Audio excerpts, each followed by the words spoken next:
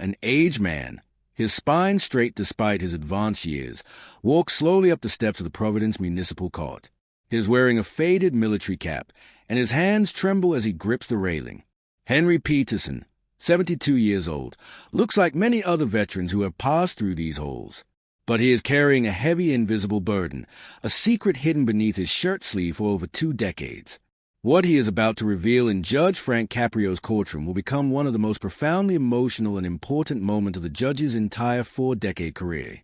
But before we dive into this incredible true story of honor and sacrifice, I need you to please hit that subscribe button. We are racing towards our next goal, and 98% of the people watching this right now aren't yet subscribed. Where are you tuning in from? Comment your city below. Welcome to our community. Tuesday morning, November 8th, the familiar rhythm of Providence Municipal Court had settled in. Judge Frank Caprio, now 86 years old, had seen it all. In his 40 years on the bench, he'd handled every speeding ticket, every parking violation, and heard every excuse the human mind could conceive. The gallery was filled with the usual morning mix of defendants. But at 10:23 a.m., something different, something significant walked through those doors. Henry Peterson moved slowly but with a deliberate, measured cadence down the courthouse aisle. At 72, he still held himself with the unmistakable ramrod straight bearing of a career military man. Even as time and circumstance had clearly taken their toll, his Vietnam veteran baseball cap was faded from the sun, but immaculately clean. His khaki pants were pressed with a sharp crease, his white shirt tucked in despite the noticeable tremor in his hands.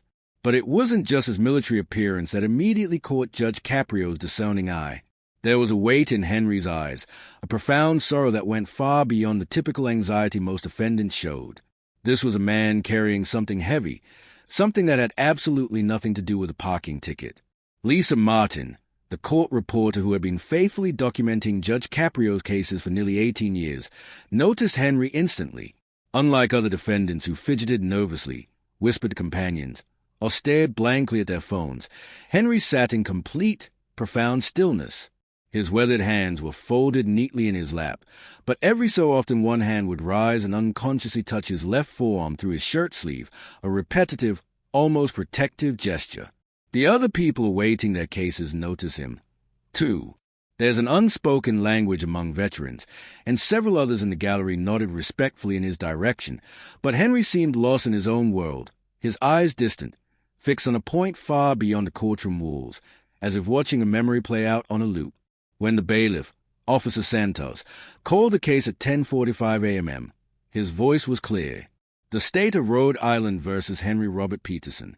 Case number 2022 PV 9156. Illegal parking in a handicap-designated zone. Henry stood with the careful, pained precision of someone whose body had endured wars, but whose discipline remained perfectly intact. "Please state your name for the record," Judge Caprio said, his voice carrying that gentle authority that had made him beloved by millions, a voice that invites honesty rather than demands it. "Henry Robert Peterson, Your Honor," he replied. His voice was steady but quiet, with a clipped, precise cadence of the career military softened by a lifetime in New England. "Mr. Peterson," the judge continued, "according to this citation, you parked your vehicle in a handicapped space at the VA Medical Center on October 15th without displaying the proper identification. How do you plead to this charge?" "Guilty, Your Honor," Henry said without a moment's hesitation. "I parked in that spot illegally, and I accept full responsibility for it." Judge Caprio paused, his pen hovering over the file. The detail of the VA Medical Center had immediately caught his attention. That, combined with Henry's obvious veteran status, made him sense that there was a much deeper story here, one hidden beneath the surface of a simple parking violation. "Mr. Peterson," the judge inquired, "I notice your veteran's cap. Which branch did you serve with?" "The Army, Your Honor," he replied. "I served 2 tours in Iraq from 2003 to 2007. Henry's posture straightened just slightly as he spoke of his service. The pride was evident, a flicker of light in his otherwise pained expression. Judge Caprio felt that familiar deep stirring of respect and curiosity. In his decades on the bench, he had learned time and time again that veterans often carried invisible stories, profound burdens that went far beyond the minor cases that brought them into his courtroom. "Mr. Peterson, Can you please explain the circumstances that led to this parking violation? The citation indicates you were at the VA Medical Center. Henry's composed, stoic expression flickered for the first time. Judge Caprio saw something pass across his face. It wasn't shame. It wasn't defiance, but something that looked like a tidal wave of barely controlled grief. Your Honor, he began, his voice tight. I was visiting. I was there for my regular monthly appointment with the VA psychologist. The parking lot was completely full, and I just couldn't walk the extra distance from the regular parking area. My hands were shaking too badly that day. Judge Caprio noted the tremor in Henry's hands, which had indeed become more pronounced as he spoke. But more than that, he caught the immense weight in the veteran's voice when he mentioned his psychological appointment.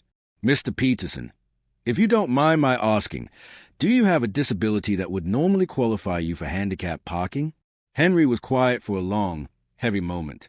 Judge Caprio could see him wrestling internally, struggling with how much to share in a public, open courtroom. When he finally spoke, his voice carried the weight of 2 decades of unprocessed pain. Your Honor, I have PTSD from my service in Iraq. The courtroom had gone completely, utterly quiet. This was no longer about a parking ticket. This was about a proud veteran's hidden, ongoing struggle with the invisible wounds of war and his pride in not wanting to be seen as disabled. Judge Caprio leaned forward, his gaze fixed on the man. Something in Henry's demeanor, the way he kept unconsciously touching his left forearm, that distant, haunted look in his eyes, the careful, precise way he chose his words, suggested there was still much more to his story. Mr. Peterson, 20 years is a long, long time to be dealing with post-traumatic stress. Can you tell me what happened during your service that led to these ongoing challenges? Henry's hand, as if of its own accord, moved involuntarily to his left forearm once again, squeezing it through the fabric of his shirt. Judge Caprio noted the gesture, which was becoming more frequent, more pronounced as the conversation deepened. Your Honor, Henry began, his voice dropping. I was a squad leader, 1st Infantry Division. My unit, we were responsible for convoy security and patrol operations out in the Anbar province. On March 15th, 2006, he stopped, his voice catching. My squad was conducting a routine patrol when our vehicle encountered an IED, a roadside bomb. The courtroom was now completely silent, frozen, listening intently. Your Honor, Henry continued, his voice beginning to crack for the first time. I lost my entire squad that day. 7 men, 7 young soldiers under my command. 7 men who trusted me, their Sarge, to bring them home safely to their families. 20 years of survivors' guilt held tightly in check was now pouring out of him. I was thrown clear of the blast. But my men, they didn't make it. I was the only survivor. And for 20 years, Your Honor, I have been asking myself every single day, why? Why did I live when they didn't? Judge Caprio felt tears threatening his own composure as he processed the devastating, crushing weight of Henry's confession. This man had been carrying the guilt of surviving when all his soldiers had died for 2 long decades. Mr. Peterson, the judge said, his voice thick with empathy, I can see this is incredibly difficult for you to talk about.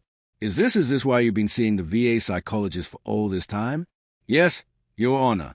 But talking about it, it's never made it easier. Every month I go to that appointment, and the judge's eyes were drawn back to the man's hand, still clutching his left arm. Mr. Peterson, he interrupted gently. I've noticed you keep touching your left arm. Is there something there? Something that's connected to what you're sharing with us? Henry looked up at Judge Caprio, his expression one of pure surprise and perhaps something that looked like relief. For 20 years, he had been carrying a visible secret that apparently no one had ever dared to ask about directly. Your Honor, he said, his voice dropping to a whisper after I came home from Iraq. I did something. Something that my family, my wife before she passed, even the VA counselors, none of them know about. Something I've kept hidden for 20 years. The tension in the courtroom was palpable. Judge Caprio knew instinctively that he was about to hear something sacred, a secret that William had never shared publicly. What did you do, Mr. Peterson? Henry slowly, deliberately began rolling up his left shirt sleeve. His hands were shaking more noticeably now, trembling with the weight of the revelation. As the white fabric moved up his arm, intricate dark tattoo work became visible. "Your Honor," he said, his voice trembling. I had all 7 of their names tattooed on my arm. Every single soldier who died under my command that day. Their names, their ages, the date they died, and a small cross for each one. The courtroom gasped collectively, a quiet sound of awe and sorrow as Henry revealed a stunning memorial tattoo that covered his entire forearm. 7 names etched in elegant, solemn script, each surrounded by small, respectful military insignia, creating a permanent physical tribute to his fallen soldiers. "But that's not all, Your Honor," Henry said, his voice breaking. He reached into his wallet with those same trembling fingers and pulled out a small, worn photograph, its edges soft and frayed. The image faded. This is Sergeant Michael Davis. He was my point man, my closest friend in the unit, just 22 years old, married to his high school sweetheart. He had a new baby daughter he had never ever gotten to meet. Judge Caprio could see that the photograph had been carried for so long, held so often that it was worn almost transparent at the creases. "Your Honor," Henry whispered. "Michael, he made me promise him something right before we went out on that final patrol. He grabbed my arm and he said, 'Sarge, if something bad happens to me, promise me you'll never let people forget us. Promise me. Promise me you'll remember all of us.'" Henry's voice broke completely then, and 20 years of suppressed grief washed over him. "And I did, Your Honor. I promised him. Every month when I see Dr. Evans, she asks me about my survivor's guilt. She asks me why I can't move forward. But I can't tell her about the tattoos or about this photograph or about the promise I made because then she'd want me to let go. To let go of Michael and of all the others. But letting go would mean breaking my promise to my dying soldier." Judge Caprio realized he was witnessing one of the most heartbreaking, profound examples of loyalty, honor, and love he had ever encountered in his entire life. Henry Peterson had been carrying not just the crushing weight of survivor's guilt, but the sacred agonizing weight of a promise to never ever forget his fallen brothers. "Mr. Peterson," the judge asked gently, "on the day you received this parking ticket, what was your state of mind when you went to your VA appointment?" "Your Honor," Henry replied, "it was October 15th, the 20th anniversary of the IED attack, Dr. Evans. She was pushing harder than usual, telling me to move forward, to accept that it wasn't my fault. But how can I ever accept it wasn't my fault when I was their squad leader? It was my fault." Henry's hand moved to his forearm again, this time pulling his sleeve up further as if to show the names to the entire room. "Your Honor, after my appointment that day, I was so shaken up, I could barely walk. My hands were trembling so badly I couldn't get my keys out. I couldn't see clearly through my tears. I just needed to get to my car before I completely broke down in the middle of that parking lot. That's why I parked in the handicapped space. Not because I wanted special treatment, not because I think I'm better than anyone, but because I was falling apart, and I couldn't walk any further." Judge Caprio stood up from his bench, a slow, deliberate movement he rarely made during proceedings. The sheer weight of Henry's story, of his 20-year vigil, had moved him beyond the formal constraints of his judicial role. "Mr. Peterson," he said, his voice thick with emotion, "in 40 years on this bench, I have never encountered a story that so perfectly, so painfully illustrates the true meaning of brotherhood, of loyalty, and a profound sacrifice." He walked around his bench, abandoning his position of authority to address Henry directly, not as a judge to a defendant, but as one human being recognizing another's profound, heartbreaking dedication. You have spent 20 years," the judge continued, his voice breaking slightly, honoring a sacred promise you made to a dying friend. "You have carried their memory not just in your heart, but on your very skin. Mr. Peterson," he said, his voice rising with a moral conviction that silenced every corner of the room, "I want everyone in this courtroom to understand what we are really looking at here. We are looking at a man who has turned his own body into a living, breathing memorial for his fallen brothers. We are looking at someone who has kept a sacred promise for 2 decades, even when it meant carrying a level of unbearable, unimaginable pain and guilt all alone." He paused, letting his word carry to every person present. "Mr. Peterson," he said, his voice full of a deep, resonant passion regarding the parking violation that brought you into my courtroom today. "All charges are dismissed. All fines are waived. This citation is being removed from your record as if it never existed. The courtroom erupted in spontaneous, heartfelt, and tearful applause. But Judge Caprio wasn't finished. He held up a hand. But more than that, he said, looking directly at Henry, I want you to know something. The promise you made to Sergeant Davis, that was not a burden you should ever have to carry in secret. That was a sacred vow, a vow that honors everything that is right and true about military brotherhood. He turned towards the gallery, addressing not just Henry, but everyone. We live in a society that is often quick to tell our veterans to move on, to get over their experiences. But Henry Peterson shows us today that some promises are too sacred to be broken, and some memories are far too important to ever forget. The applause continued as Judge Caprio made one final statement, one that would be remembered by everyone there. Mr. Peterson, I want you to go back to Dr. Evans, and I want you to show her that tattoo. I want you to tell her about the promise you made to Michael Davis, because honoring your fallen brothers, he said, his voice thick with emotion, is not an obstacle to your healing. It is your healing. We've reached the end of the video.